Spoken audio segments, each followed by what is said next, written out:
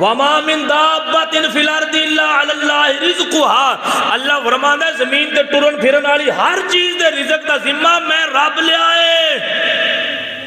جن دا ذمہ رب لے آئے اسی اس ٹینشن وچ لگے ہاں، بخشش دا ذمہ رب کو نہیں لے آئے، رزق دین دا ذمہ رب لے آئے، بخشش دا ذمہ میرے رب نے نہیں لیا،